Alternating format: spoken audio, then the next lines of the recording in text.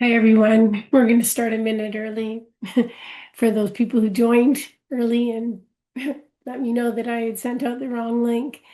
I wonder if this webinar was actually supposed to happen or not. I really appreciate everyone's patience. My dad did pass away in March. And then in amongst all that, I had decided to move. So right now, Rita is happily sitting in a disaster of a house filled with half unpacked boxes and furniture that's just been steam cleaned because the movers damaged my furniture. So it's like a comedy of errors. So my apologies for sending out the wrong link and my gratitude for how patient you all have been. So um, thank you. We'll begin with our treaty recognition.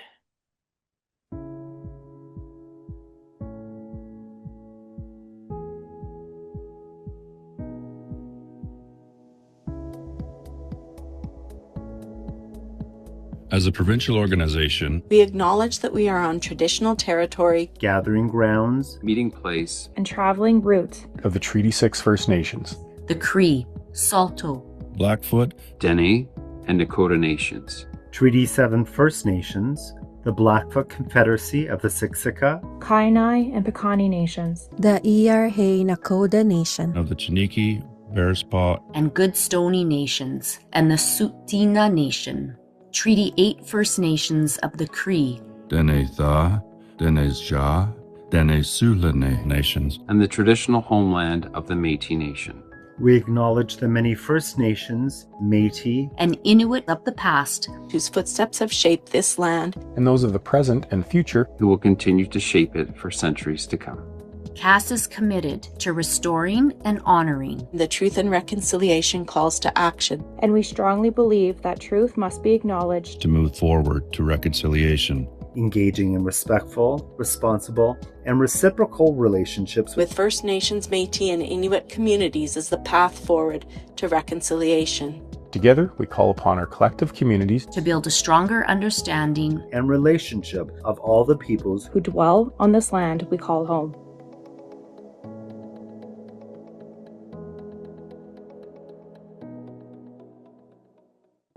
Hi, welcome back. So Shan Jorgensen Adam, who you already spoke with this afternoon, will be moderating our panel this afternoon. I'm just going to welcome you. I'm Dr. Rita Marler. Welcome to our third session, originally scheduled as our first, in this three-part series. Today, we're grounding curriculum implementation not as an event, but as a multi-year, system-wide change process. We'll explore preparation, professional learning, leadership support, collaboration, monitoring, alignment, and how you navigated shared challenges. So today we'd like to welcome and thank our panelists from Wetaskiwin Regional Schools, the Assistant Superintendent, Wanda Fonteyne, from Wildrose School Division, the Director of Instruction, Jennifer Lefebvre, and from Greater St. Albert Catholic Schools, Assistant Superintendent, Catherine Giesbrecht. The first part that we're going to examine with our panelists is the approaching implementation phase of curriculum implementation. And the question that I'm going to ask, and what I'll do, panelists, is I'll start with someone first this time and then someone first the next time and rotate, so not everyone's being the first person to answer the questions all the time. So our first question is going to be, when you first approached curriculum implementation, what helped you see it as a multi-year system change process rather than a short-term rollout? And because Jen was on top of the game and one of the first people to log in, to sign in for the webinar today, we'll start with you, Jen. Awesome. It's been interesting because I've been in this role for 13 years, and 2 years before that I was with Northern Gateway. So for me, the preparation was actually because I was part of the curriculum prototyping, which was the stage before the stage before the stage. So 15 years ago, I started to work specifically at the time with Black Gold School Division, and started with, at the time we were writing 7 to 9 curriculum. And for a year, we actually taught that new 7 to 9 curriculum in 2 of our schools in Wild Rose, which is kind of fascinating because now 13 years later, we might actually implement a 7 to 9 curriculum next year in a pilot phase, which is the big piece of using the rollout to move slowly. So whether it's piloting in pilot years, on optional years, is actually plan that rollout, because I think we're all pretty aware that the government rollout was a bit smashed and has been very much condensed in a way that maybe is not best for students. And we're seeing that impact in math right now. So trying to use the phased approach that government's actually given us. So getting some going in pilot years, getting some going in optional years, getting some going in mandatory years that actually fits the student's schedule of implementation has really been a big consideration for us. When I look back to 22-23, and we had K-6 PU, K-3 math, and K-3 ELOL, and then we could optionally put the 4-6s in that year. That was an insane year. And just also coaching our teachers that this isn't a 1-year implementation, this is a 3 to 5 year implementation, and we're still not done those 5 years. So when I look at K-3 math, we're still not fully implemented, and that's okay. It takes time, the resources take time to develop, the assessments take time to develop, and giving everybody that breathing room and space to say, it takes 3 to 5 years, it's okay, has been a big messaging piece that has supported teachers. Thanks, Jen. Wanda. Okay, well, I echo much of what Jen just shared. And Jen and I have kept in very close touch all of these years in the world of curriculum. Like Jen, I had a job before the new curriculum came out. I'm nice and blurry, so you don't see any wrinkles. I don't know what to attribute that to, but I really like this fuzzed out version of me. I hope you do too. So prior to taking on the role, I was director of curriculum. I'm now assistant superintendent, but even previous to that, I was district principal and working on system alignment for early years. So we were very site-based, and the goal was to become less site-based and far more aligned as a system. So when the new curriculums were going to be brought forward, tried to see that as an opportunity to, use that platform, so to speak, to support our teachers and our administrators to become confident and competent in implementing the new curriculum. But what else could we also achieve because of this new place that we found ourselves in? So staying true to this work I had done previously, how could we become a more aligned system? And so by design, we knew that the curriculums were going to be coming out, like Jen just recapped for us. The first year was K-3 for ELAL and math, and K-6 for PU. We knew that 4-6 was going to follow that. So just by design of the way in which it was going to come forward, I started with the plan and wrote a plan for, year 1 focus areas, already sort of populating and thinking about what year 2 was going to involve, and always kind of going back to, like Jen says, the K-3, we're still working on deepening understanding for K-3. So by design, we knew it was going to be more than 1 year. So we wanted to accomplish system alignment. We wanted to work on and develop communities of practice with our teachers. And again, curriculum provided the perfect opportunity to be putting all of our grade 1 teachers together in the room, all of our grade 2 teachers. And so that was our design.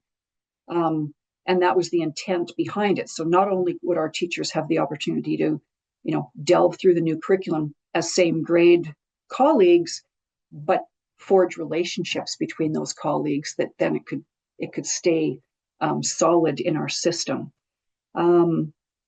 So that's kind of how we approached it. Thanks, Wanda. And Catherine? Well, lots of the things that both Wanda and Jen shared are similar in many ways to us.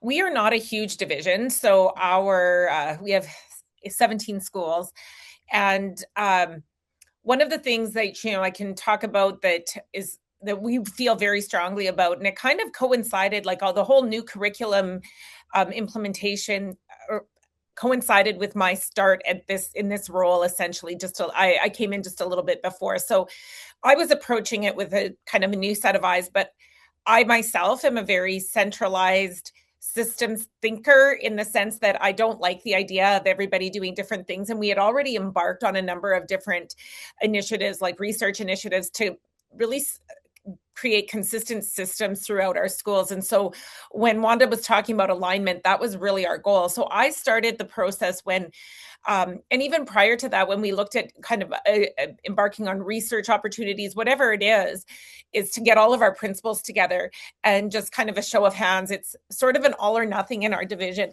And so one of the things that we did was that we had made some conscious decisions about what we would pilot, what we would not, when those things came in, what we would optionally implement and what we would not. And we didn't really leave a lot of that up to individual schools or teachers, for that matter. We always said, if you have somebody who's absolutely passionate and wants to pilot or optionally implement this, have them reach out to us. But knowing that we have a small team of consultants. So in terms of supporting our schools, we needed to rein it in. So we know we have 11 elementary schools that had K-3. We're going to do these two subjects. So when it said optional implementation, we picked exactly what we felt we could manage in terms of professional development, our PLCs, and resources. And so we did use a lot of the new curriculum resource alignment to create kits. And one of the things that I think has been very successful in our division was the idea that we will do this together. It's big, yes, it's a lot, but we are doing it together. So when we say we're taking on ELAU, we are doing it all as a group. We are all doing it. Everybody will receive the kits. Everybody will do it in lockstep. And then one other change that we made with the new curriculum funding, that was obviously more than what we had been receiving before, we moved away from our curriculum lead, which was like a train the trainer model, where we would, prior to that, every school would send one or two potentially lead teachers on every 4 weeks for a PD, and then they take it back to their school. And this time we thought, no, you know what, if every elementary teacher is going to be endeavoring to implement new curriculum, they all deserve a PLC. And so we did a grade 1 PLC, a grade 2 PLC, and we invited every teacher to every session. It was prior to the sub shortage. I don't know if we'd be able to do that all right now, but that said, it was really, really valuable for us to get people together. For one, they didn't feel quite as alone, and there was a lot of community built in those moments. It was tremendously taxing on our consultants, because we only have 2 and they do all of it, but well worth it. And a lot of knowledge was gained in those. So we were very much about pushing towards the system base and moving away from any kind of site-based inconsistencies.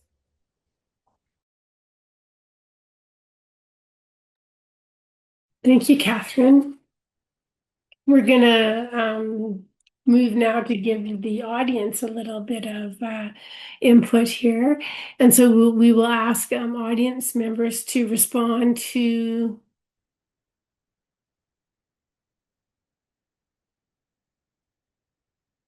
this question in the chat box. So in one word, what best describes your system's readiness when implementation began? So what was your system's readiness when the K-3 curriculum implementation began? One word.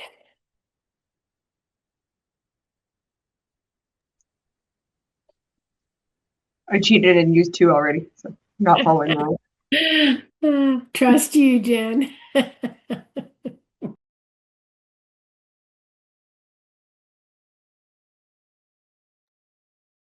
Great words, and boy, can I ever relate to all of them right now. next we're going to move into preparation and readiness and delve into the work that these three school divisions did. And so the question I have for you, and I think I'll begin with you this time, Wanda, is how did you assess system readiness before implementation began? Wanda, we're not totally sure if you're trying to speak Yeah, right now. sorry. I'm trying to get unmuted. Sorry. Am I unmuted now? Okay. How did I assess system readiness before implementation began? Well, like Kathy, it was, I had this new job for, curriculum. So by design, and we hadn't had that. We haven't had that for a little while in our system. Again, we knew the government was bringing forward new curriculum. So there was some awareness of that before we were ever able to actually lay eyes on it. So, back way up, it just basically started, communicating with our administrators for them to communicate with our teachers about, it's coming, and just rest assured that we will be, supporting this so that it goes off successfully. So started communicating very well in advance. So, if you recall, the curriculums actually became available to view in the spring prior to implementation. We started communicating about November, December. We were still kind of in a little bit of a COVID-y place. So, had a whole K-6 virtual meeting in December with all staff and just said, we don't know the actual content. We don't get to see the new curriculum yet. However, we know it's coming. We know, it's going to be new language arts. So we're going to start there, and we're going to just, engage in some professional learning and focus on solid pedagogy for the instruction of reading. And we, partnered with Miriam Ramsey and Michelle Bentz, and we brought in the 6 session series on the layers of reading for all of our K-6 teachers, and that was populated on all of the remaining afternoons of the PLC days that particular school year in advance of. Then alongside of that, we organized and coordinated grades to be brought in to review the architecture and the new curriculums in the springtime, all the way, kind of reminding folks, you just came out of COVID and you handled that, you can handle this. And, so we started with solid pedagogy, and then we just very slowly and carefully brought everybody in and went through the architecture to get them feeling a little bit more looped in and coordinated. And administrators, the same thing. And I will say that I didn't really put a lot on the administrators. It was, I was director of curriculum, so I put their minds at ease that it isn't going to fall on you to lead. It's going to be led centrally, and they liked that. So that's me. Thanks, Wanda. Catherine. So we had actually engaged in similar to what Wanda said. We had started just prior to the announcement of the release of curriculum. We had agreed to participate in the research with Dr. Giorgio at the University of Alberta, and to engage with the T-series and starting with interventions. And we really felt strongly about that. Actually, that was led by, it was sparked by the desire by a couple of our administrators who had done some extensive coursework on the science of reading or structured literacy, similar to the layers of literacy, just that going back to some of those fundamental pieces that we learned from. And we had this really great momentum going forward. And so we didn't want to lose that. When the government, and I'm sure everybody remembers this because I think our jaws all hit the floor at a collective moment, but initially when the new curriculum was announced, it was initially said all subjects K-6 in September and go. And then they quickly kind of came back and said, okay, now you can look at it. And then at that time in September, eventually it became ELAL and math. And so what we kind of took a deep breath ourselves, thinking that's not realistic. We don't think this is going to happen. And so we gambled because we could have been wrong, but we ended up not being wrong. And I said, you know what, never mind social and science. We'll leave that for now. We didn't even look at it. We did the deep dive of the curriculum with the focus group, but beyond that, we didn't do any professional development. And we really dug into ELAL and math and the new architecture of the curriculum and what it was going to look like. And we started really looking on our end to make sure that we could find resources. What could we find? How would we be able to ease into this?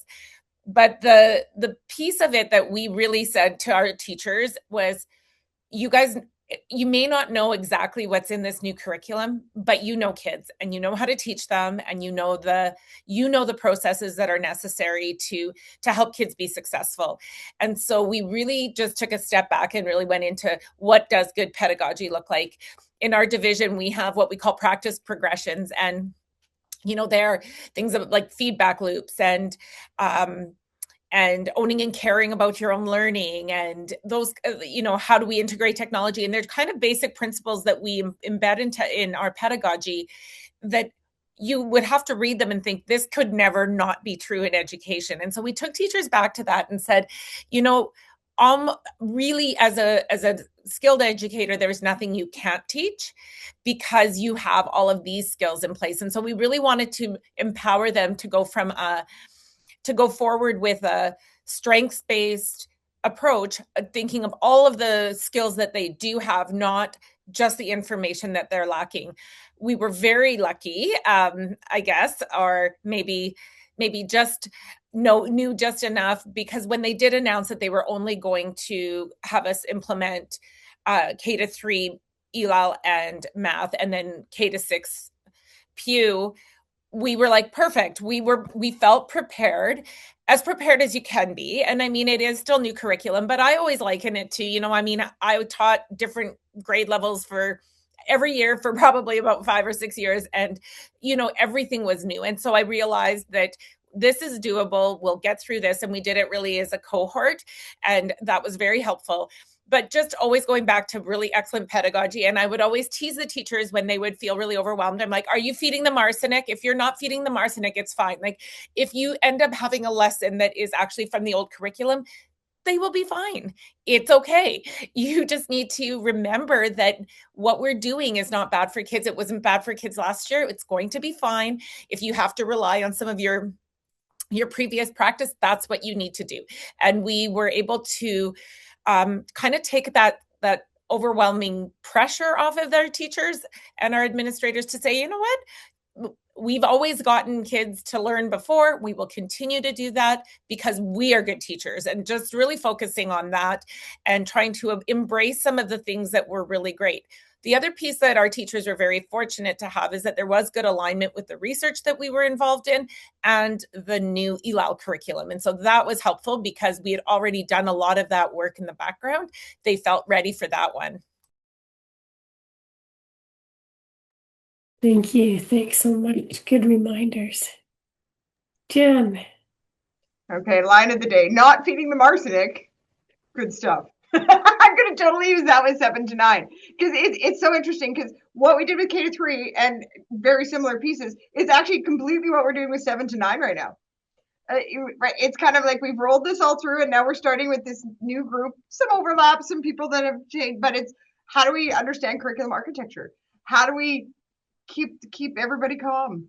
There's a scene at the beginning of A Bug's Life, and it's gonna totally show the age of my kindergarten kiddo here.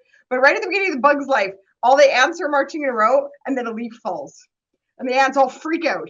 And this one leader has to step and be like, "Well, it's okay. Everybody's okay. We're just gonna follow the next person, follow the person behind you. We're gonna get around this leaf, and we're gonna keep carrying on." And I feel like it's this control the temperature in the room a little bit, and control the, oh my gosh, grade 7 to 9 math and CFL and what are all these things? And you just have to be like, no, it's just a leaf. We're all going to make it. We're going to go around the leaf, follow the person in front of you, around the leaf, and it's okay. If you need to teach a little bit, like Catherine said, of the old to make it through, and that's where you're at, follow the ant in front of you. We're all going to make it. So it's I show it at the beginning of a lot of PD sessions, and it's funny because I aimed it at K-3, so Bugs Life, and then I used it with a group of junior high teachers, and they kind of looked at me like I was crazy, and then they're like, "No, that works for us too. We got this." So, and very much working on building those bases of like good writing practice right now is a big focus in 7 to 9 because we know EL's coming and FELAL in our case because we've got some French immersion and how do we make sure that they're ready when those ones are coming because we spent a lot of time focusing on math, this new CEFL thing we're all trying to figure out, and we know that EL's coming, so we have to start to get ready for those pieces. Interestingly, there was a really quiet announcement from the Minister of Education yesterday on a partnership with AMI, the Alberta Machine Institute for Intelligence, which is AI. And that AI piece, and I've seen a super secret copy of 7 to 9 Science, there's a ton of AI in it. And I can see the government now getting ready. They've just done a big partnership with AI and AMI, Alberta-based. Of anything the government's done lately, I'm actually in support of this one. So they're getting ready. They're starting to put resources in place to support 7 to 9 Science as it comes quickly here. So it's just interesting to watch the parallels of us preparing and the province also putting pieces in place. Thanks, Jen. Well, ladies, you've described some of the groundwork that you put in place for curriculum implementation.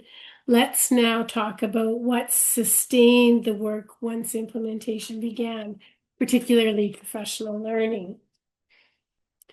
So,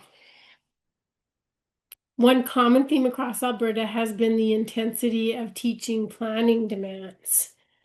What did you learn about the difference between professional development and professional learning during this process? And this time I'm going to start with Kathy. Well, I think that when we drill down to curriculum and we're looking at resources and we are looking at something that's very granular and specific in nature, we would get together and do a lot of things that I would consider more professional learning. That is really who we are as teachers. You've got a new resource, let's dig in, let's find out what that is. We're learning something new and we're going to put that into our classroom. The development piece, we really wanted to pull back and do that as kind of as educators from that pedagogical lens. And so we looked at how do we develop our teachers too. And the very first thing that we wanted to do was to make sure that they had a sense of like that 30,000 foot view that allowed that resiliency piece. So very similar to what Jen said, we're going to keep following this and we will make it through. It might be bumpy this year, but it's going to be okay. And again, our students, we went back to those big rocks who, if they're in a classroom with a smart teacher who cares about them, who is thinking about their learning, they're going to be okay. We're going to get to where we need to be. So we wanted to bring things back to pedagogy, but also really to focus on teacher resiliency. So we kind of focused our professional development on strategies to help teachers be a little bit more like some of them with, helping with flexibility. How do you approach these tasks with a growth mindset and look at that piece of it from their personal development? But the learning pieces, our PLCs were honestly very learning based for a long time. And that is actually, and I will say that that's something that we have identified now, and I want to say now that new curriculum is done, because it's not. Obviously, we're going into the 7, 8, 9. But we do want to, with our K-6s next year, really go back to focusing on those larger pedagogical questions, because one of the things that we noticed was that all of our PLC time was really dedicated to, okay, now we're learning this, and what about that new unit, and looking at content rather than pedagogy that is a little bit more of an oversight. So that's how I personally divide those two, and recognizing that they overlap and are in tandem, and you don't typically do one completely without the other. Although we recognize that during the implementation of new curriculum, that it's heavy on the learning piece, getting through. One other thing that I'm going to say, though, is that we were pretty, we're a little bit more prescriptive than many divisions, I think, about what we use in our classrooms. And I feel very strongly about the quality of resources and not having vastly different experiences for students from one school to another. And so we did do a lot of divisional work to dig in, to weed through what we thought we wanted to see. And we made sure that we provided that for our schools and provided them with learning sessions on how to use them, how to implement them properly, with little leeway for just picking and choosing their own resources. We were concerned a little bit about pushback, about people saying, well, no, like, I'm the teacher, my professional autonomy, which, again, learning resources is the purview of the principal, not the individual teacher. But we didn't get that. People were very grateful. They're like, thank you. Just give me direction. They were overwhelmed with so many different things coming at them, that saying, okay, we've purchased this for you. This is your kit. This is how you're going to teach language arts. This is what this is going to look like. They liked that. And the principals appreciated it as well. So that was part of how we differentiated between the development of the teacher as a whole and then the learning for the specific task at hand. Thank you. Jen. So a flag of concern. So, original question, how do we sustain these things and move into learning and that collaborative piece? And one of the big pieces is money. And I know that that's a bit crass, but it's true. And government funded K-6 implementation well. And I'm worried about 7 to 9 and this change of funding, and here's your money, and it's supposed to be for all of the 7 to 9 math and CFL, and is there more money? And that change in model actually has a lot of questions floating over it, because we were well funded to provide professional learning when we could actually find a sub to help facilitate it. We were well resourced, and when we could find resources to buy, right? But I worry that might have to be an advocacy point on curriculum if they don't fund 7 to 9 and looking at 10 to 12 quickly. I think we're going to see a draft of 10 Pew and 10 CFL right away here. If they don't fund it as well as they funded K-6, that's going to be an issue, because at least we had some freedom and some flexibility to bring in those groups of teachers and have those conversations. And that was actually really nice, because coming out of COVID, everybody got so isolated that it really was a great mechanism, opportunity to rebuild collaborative culture and really shape professional learning instead of the web, and I say this as we're in a webinar, the webinar style professional development. So yeah, okay, I'll stop talking at that one. I love your honesty. And last but not least, Wanda. Okay. Well, I would say again, it was very much driven by everything connecting to everything else, and taking the opportunity to, again, make that clear to everybody. So professional learning in relation to the new curriculum, again, provided this opportunity to focus in on some big rock pieces, to remind folks of high yield instructional strategies. So in the course of bringing teachers in and reviewing the curriculum, the new content, the new design, we punctuated, and we had wonderful consultants from the consortium organized to come in as well. And I always said to them, can you highlight high yield instructional strategies? And I would throw in on that.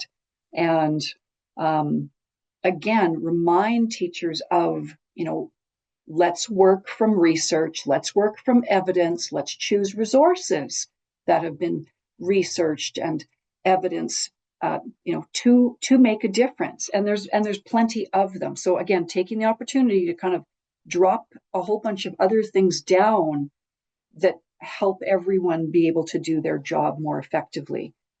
Purposeful assessment.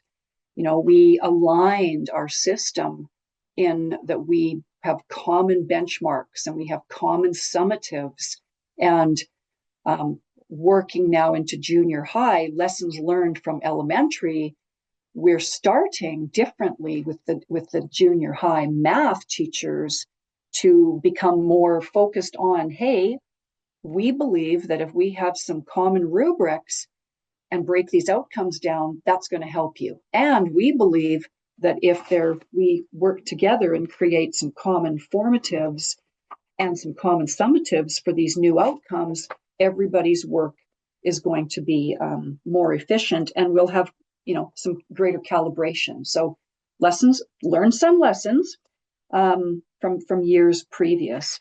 And then on our PLC days, when it is that one and done professional development piece, we changed that a little bit. We had offerings that aligned to certain elements of the new curriculums, but we also just provided time. So if a teacher needed, quote, more time to go through and deepen their understanding of the curriculum and do some planning, we put that up as an option for them to choose that.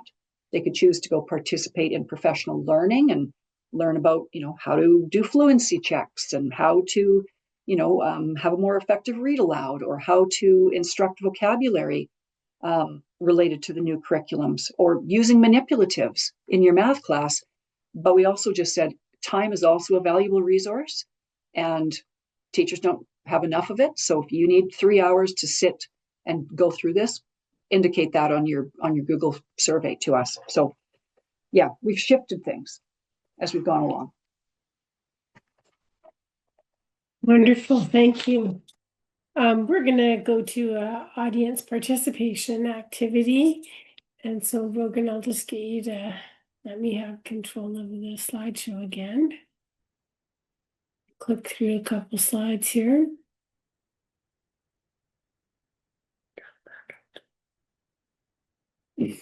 Okay, so this audience is kind of a choose the best one on the list activity. So which support for you and your division had the greatest impact? Was it cohort or collaborative planning?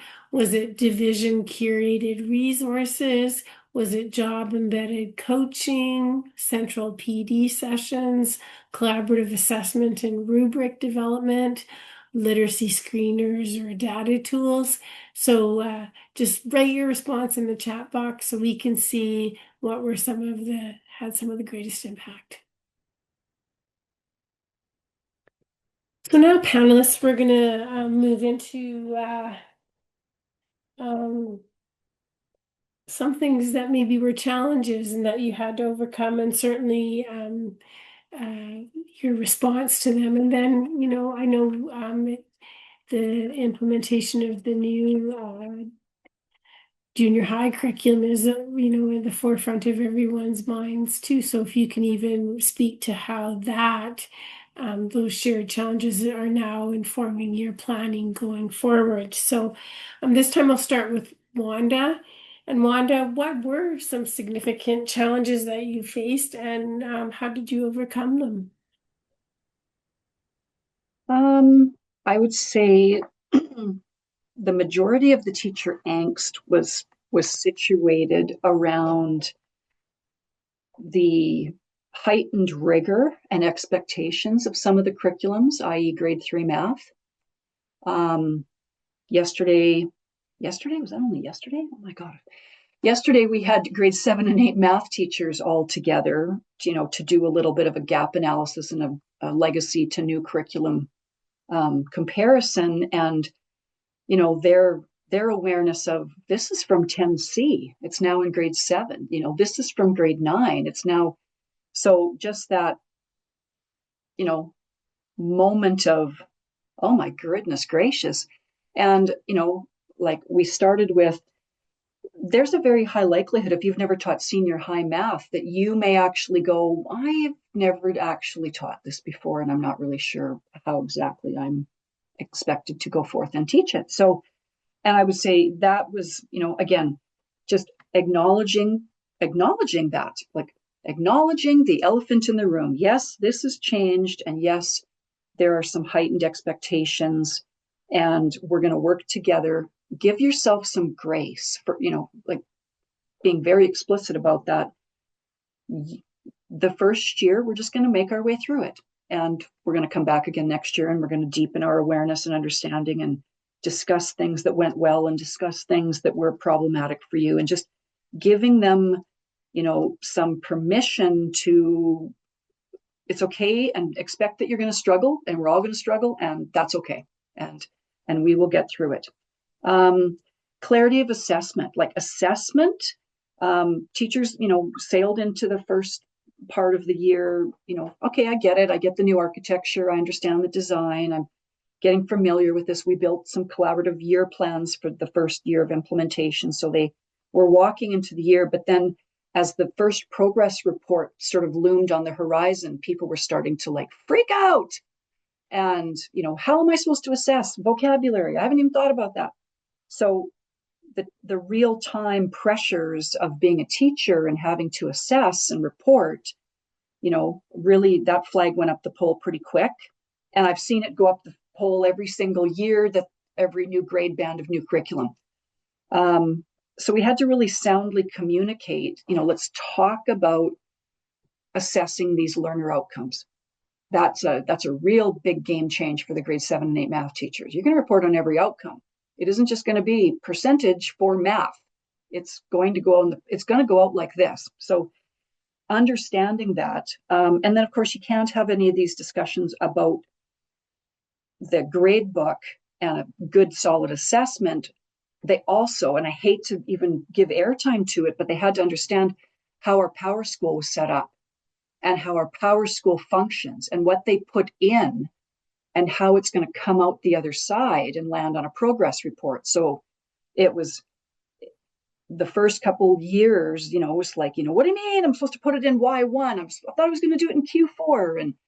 And we did some, internal shifts that way. And had, online meeting, everybody, jump on this meeting. We're going to explain to you exactly what you shouldn't do in your grade book, right? Because some of you did it and you're going to have to go back and rework some things. So those are some of the biggies. And it just constantly just hearing people, and their struggle is real. We knew that. And just giving them the time and space to express their frustrations and their worries, and then just put those to rest, and we'll get through it. Thanks, Rita and I were just having a moment of remembrance.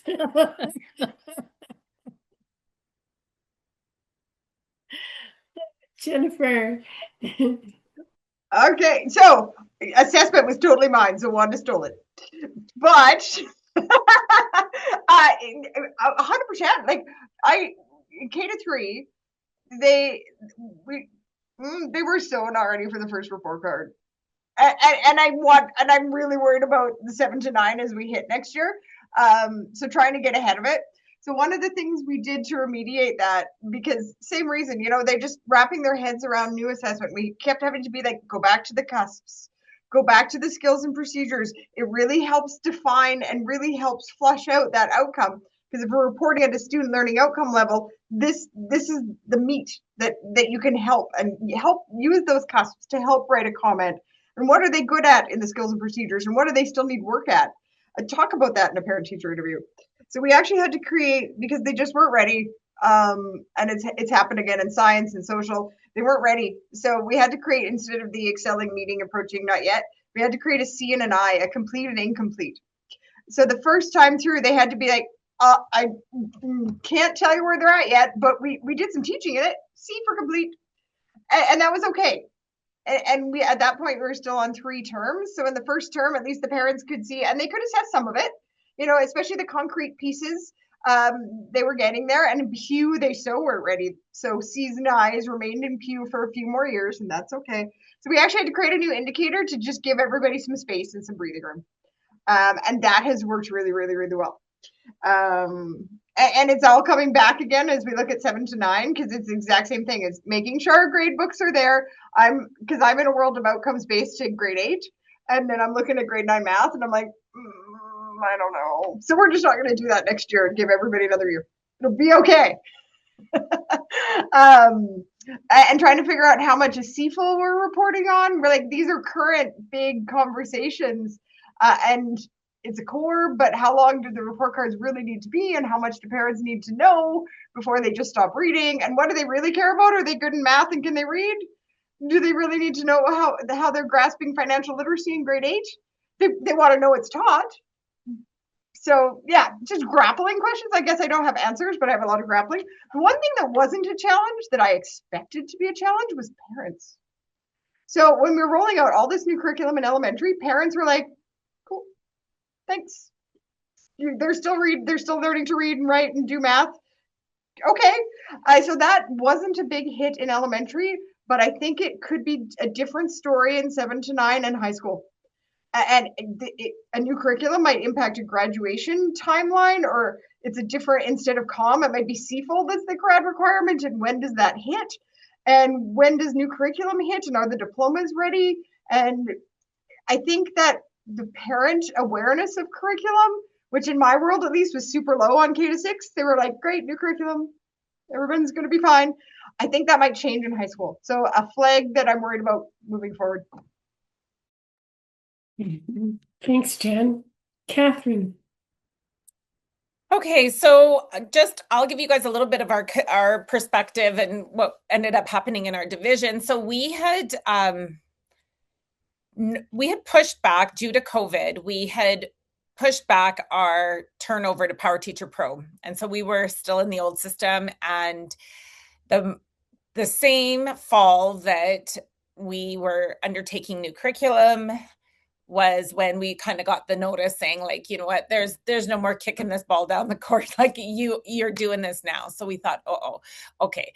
And we knew, and we had prepared our teachers for that. There simply wasn't an option. So we ended up going to live ongoing reporting in K to 6 right around that same time. So the first year we did roll that in with a soft launch, and the following year we went fully online, synchronous, like you're supposed to be going the ongoing reporting, but we also removed our November and March report cards. So we felt that there was a give and take there, that there was definitely, I mean, we'd heard so much over the years. I certainly did as a principal about the amount of hours that it takes to generate these report cards and do all of the things. Well, it turns out that now they're like, oh, we much preferred that, which is an interesting take, because you always want what you can't have. But what we did notice was there was a lot of change all at once. And, in a perfect world, we wouldn't have chosen to do it that way. I think that we chose to delay during COVID because of the stress that COVID brought, not realizing that when we would be forced to do it, it would be in tandem with new curriculum. So that was one piece of the puzzle that was difficult. Now, what has remained difficult and has actually sparked a much larger discussion around assessment. We've recently, in the last 4 years, we wrote our administrative procedure on assessment, and we recognize that, the way you assess, and some of the things that Wanda and Jen said are really true, and for us as well, that, we often tell our teachers, what story does your grade book tell your families? A parent should look in there and be informed about what's going on in your classroom, what kinds of things you're doing. They're not really needing a percentage as much as a portrait of what their child is up to. And that's been a real challenge for us. If I'm being honest, that's been a real adjustment. I can go into grade books, and I do often, and there's times where I'm like, someone better check these ones. There's just not enough stuff going in. And to Wanda's point, we are doing a lot of work actually in our next assurance cycle. A big focus for us is on assessment specifically for 7 to 12, because I think our K to 6 is the actual assessment piece is great. The reporting part needs some work, but really understanding, what do your percentages actually represent?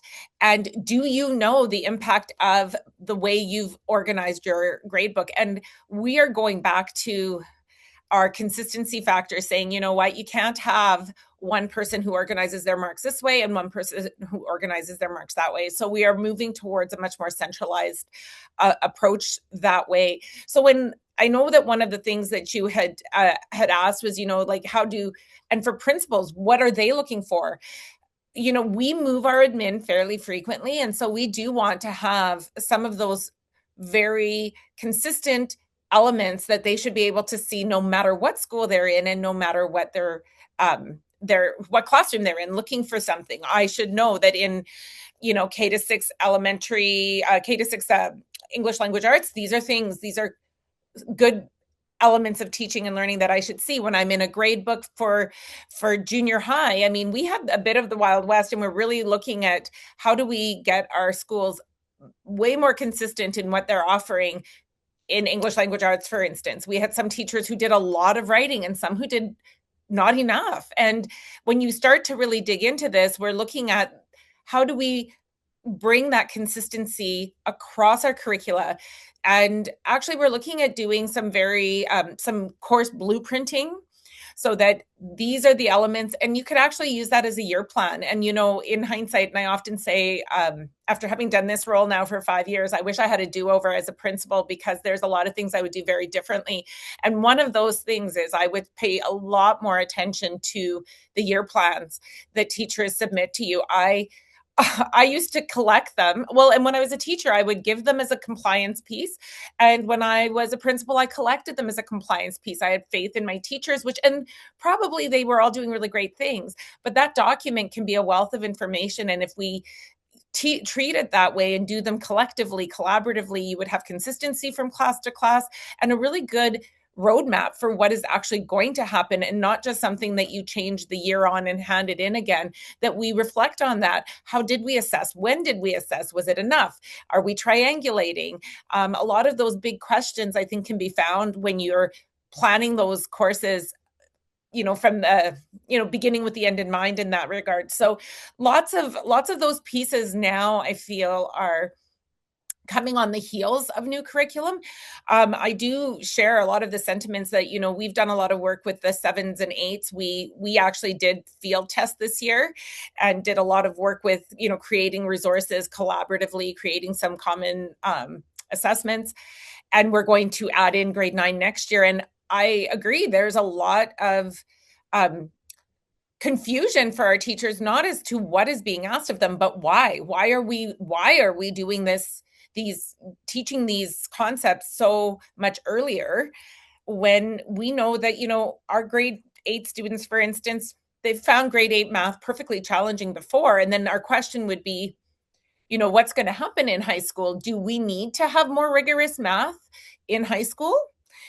I don't know that that's the case, because from all accounts I hear, post-secondaries find that students who have math 30-1 or math 31 are incredibly well prepared for engineering and those pure math departments. And so what will then be taught in high school if we're doing elements of high school and junior high? So there's a lot of questions, and I find that we try to move away from some of those philosophical discussions, but our teachers are smart and they're professional and they want to understand why they're doing what they're doing. And so there are some really deep conversations that are happening, because we are looking at, how are we going to roll this out? And then the question comes up, and why are we doing this?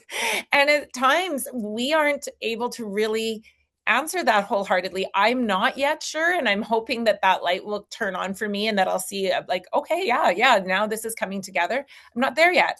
And so it's a journey with your teachers at times as well.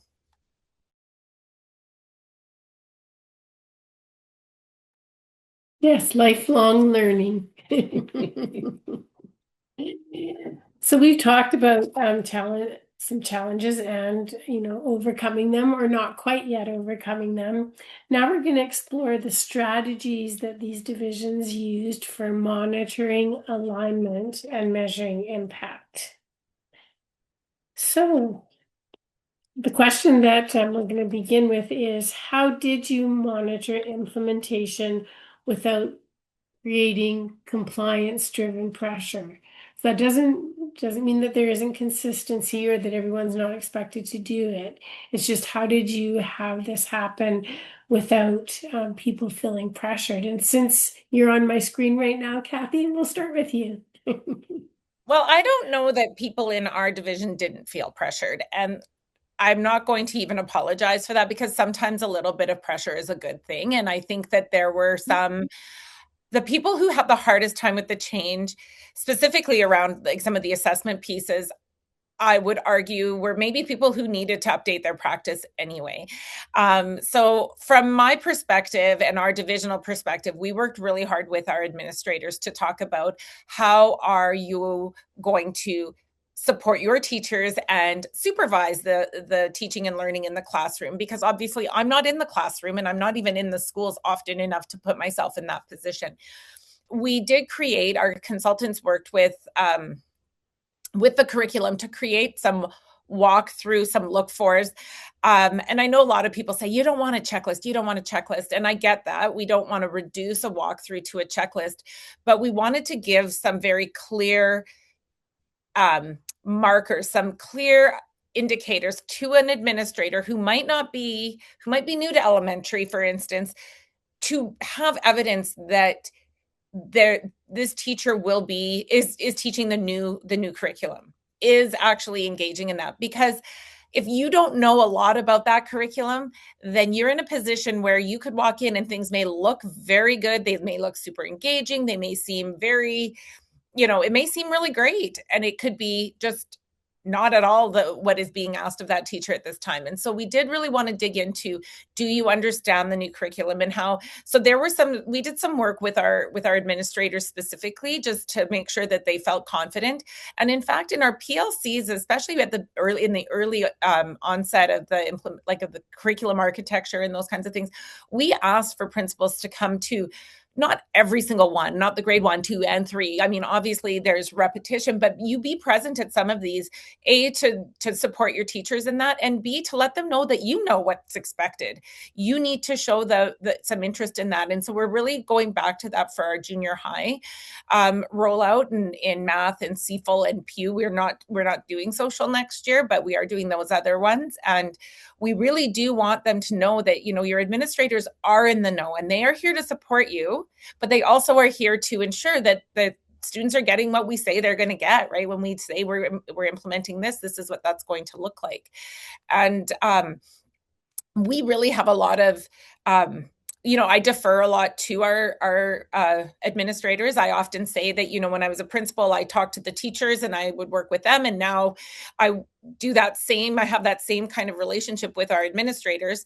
And so our job is to make sure that they feel ready to supervise this work, because ultimately it has to fall on them. And so we've done a lot of work in terms of what are you looking for? How are you organizing your time? And then also we've asked that supervision of gradebooks become part of your active supervision. And it was interesting because we did have some conversations around that. I think teachers felt a little bit violated. They're like, oh my gosh, you're going into my gradebook. You can go into it at any time. And I just remind people, that's always been part of the deal. Principals have always had the responsibility, the authority to ask to see your gradebook, to ask to see your plans. It may not have happened that frequently just because of the format when it was on your desk or in your bag, but it's part of their purview. And so we've created some mechanisms for principals to be able to do routine checks. You need to know somebody could be in there and taking a look and just having questions with you. Do you notice triangulation of assessment, or is it just test quiz? How are you helping them find ways to, create variety in their assessment and those kinds of things. So those are some of the ways that we're doing it. It's by no means done or perfect, but just to kind of have that level of accountability to your principal and then their principals to me is sort of how that's been rolled out for us. Thank you so much.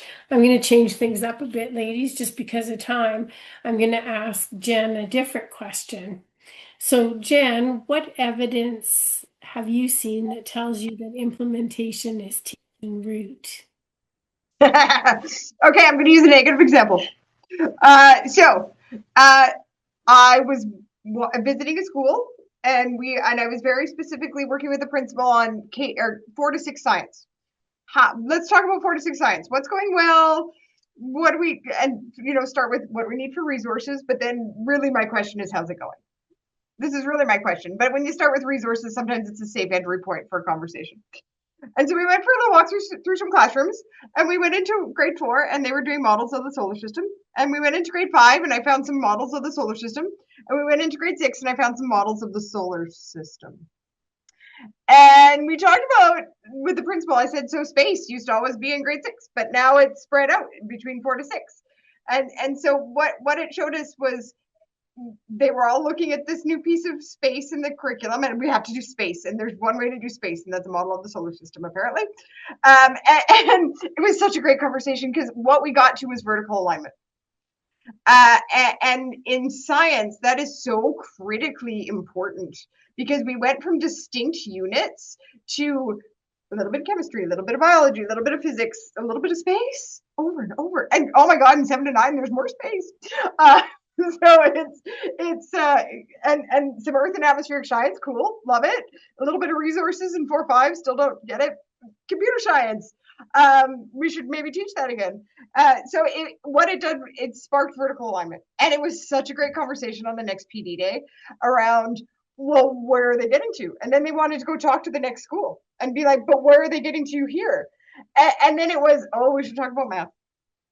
So sometimes you need that spark of a moment to really get at how do I know, and find that moment of how do I build this conversation, and then how do I extrapolate that out to other subject areas. And they found out they were actually doing really, really well with math because the teachers were spending a lot of time with looking, and we were using the Elk Island screeners. So they kept, looking at the other one to see where they were supposed to get to, and that common assessment piece. I'm learning from all the Wanda there. I can channel my Wanda. That common assessment piece was really helping.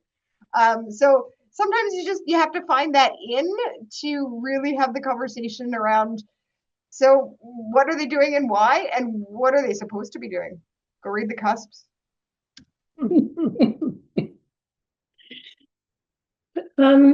Miss Wanda, so what does alignment look like across grade levels and schools in your division? Got like 3 screens going here, you guys. Sorry. What does alignment look like across?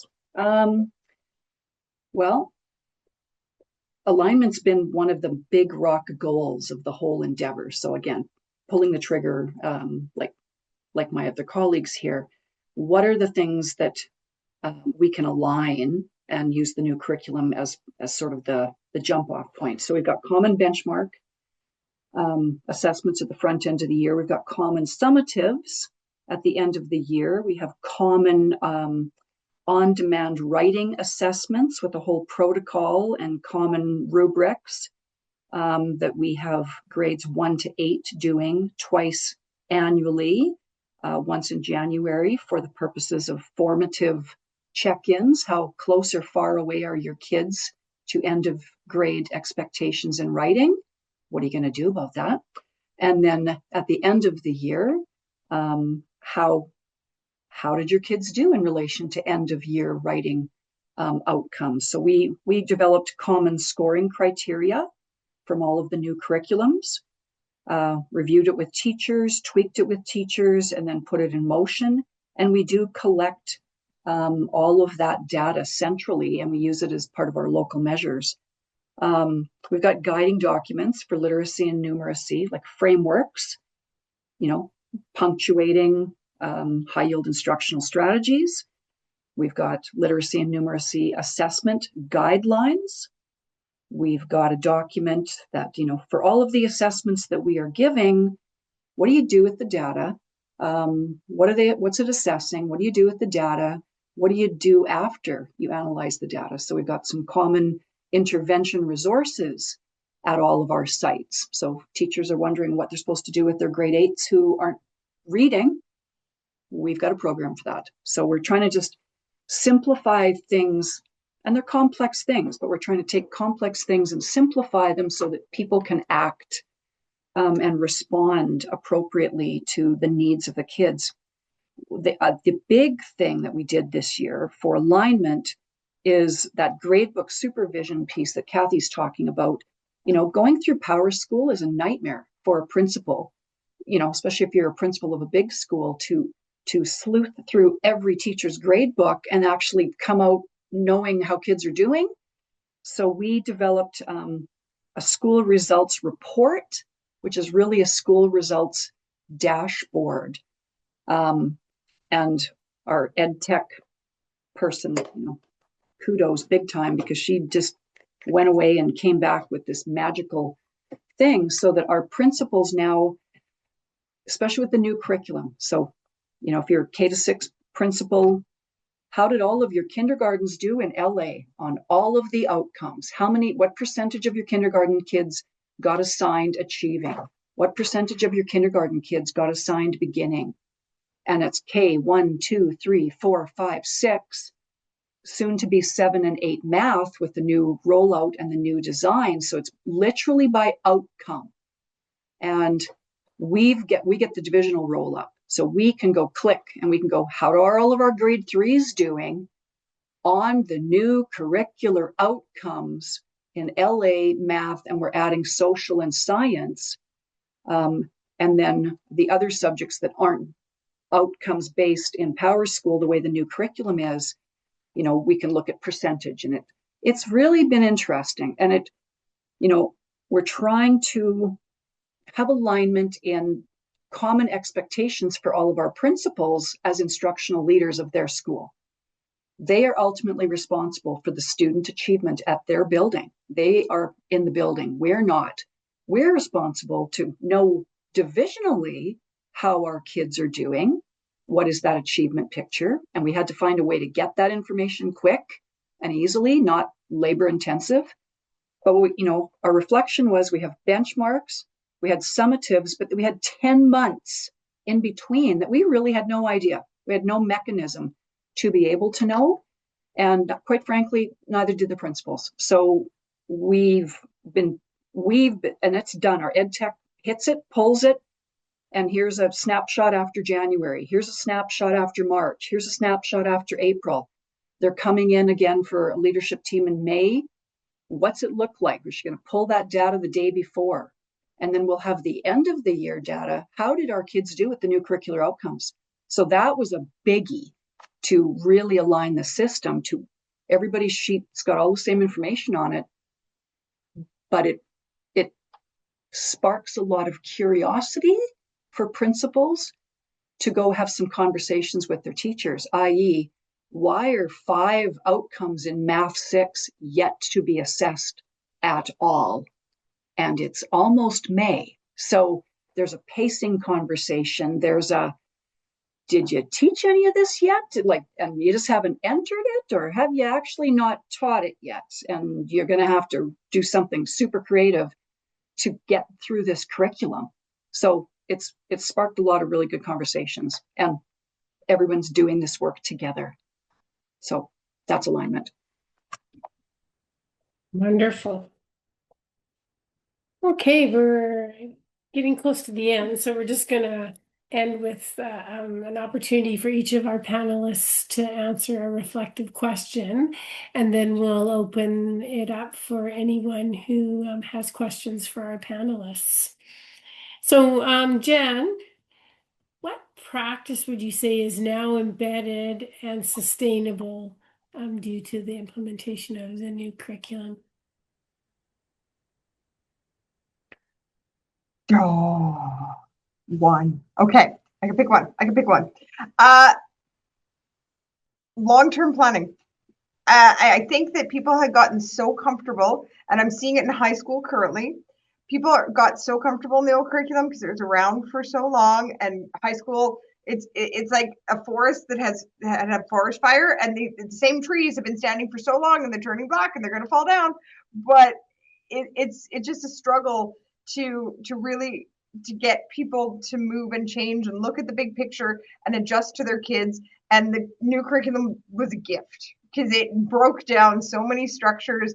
Those trees from the forest fire fell down. I'm full of metaphors today. Woo! And it's that's been so fantastic because it's able to really look at the outcomes, really dig into that curriculum, have those deep conversations. How do we assess them? So that vision of long-term planning and rejuvenation, I think, has been the lasting gift in K-6 right now. Thanks, Jen. Wanda, what advice would you offer to divisions now that they're entering into the first year of junior high new curriculum implementation? I would say, have a very organized and detailed plan and communicate it to everybody and then follow it. Like, just ensure that everybody is kind of like understanding that, we've got a coordinated plan here. You will be supported. And I think take your opportunities to strengthen other things in your system, if it's alignment that you're seeking, if it's a deepening of good assessment practices, like know the sort of the extraneous goals that you can also perhaps aim for through the implementation of new curriculum. Don't just look at it in a tunnel. It's not just new curriculum.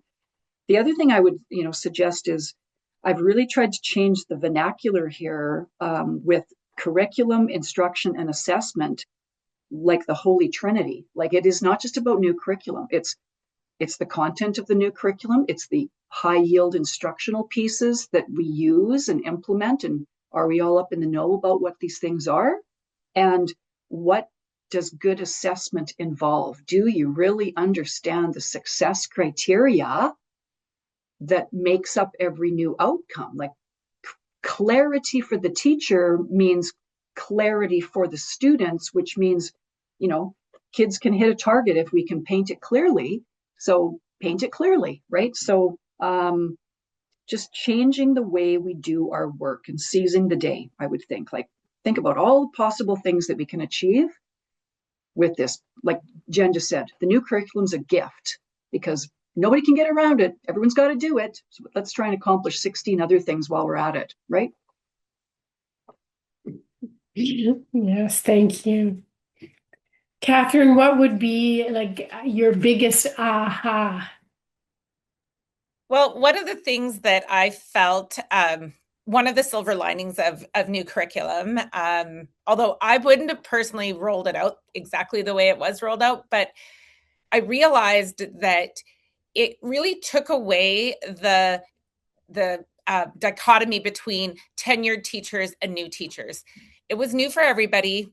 And all of a sudden, some of the old tricks that we had that kept us rolling were no longer as valuable. And I'm not belittling that experience because there's always good things that come from teacher experience. But it was really beautiful to see the way young new teachers approached the new curriculum, not having had any baggage. And I returned to my first year teaching.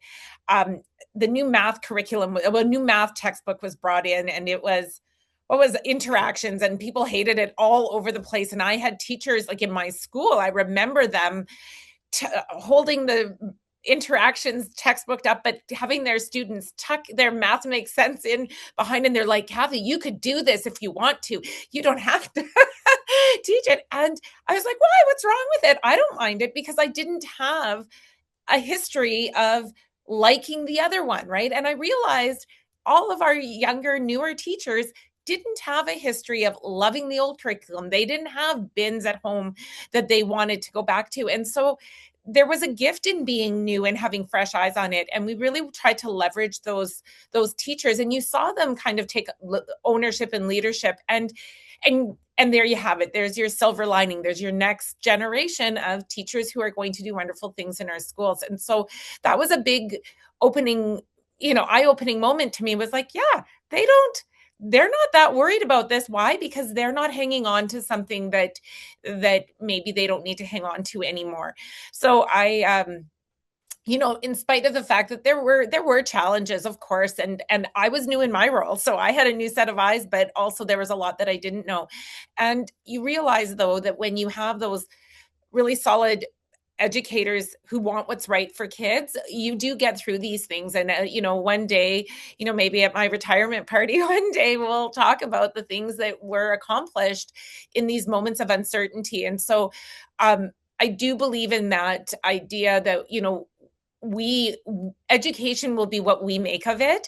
And I kind of, when we talk about the why, like I do have some concerns, but it's not the what we teach isn't nearly as important as how we do it and the daily experience of our students. And so we really go back to that piece of how the beauty and the wonder of what it is to be in a classroom, and focusing on how we can support teachers who really are bringing that curriculum to life, regardless of what it is, and making it a great experience for our kids. So that's sort of where, when you kind of try to get back to that 30,000 foot view. Just my last thought. So.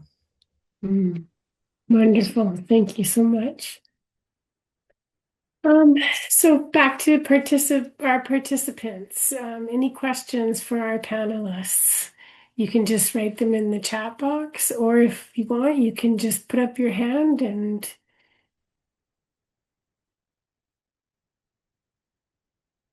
well, I would just like to say thank you again to our panelists for sharing so openly today and so honestly.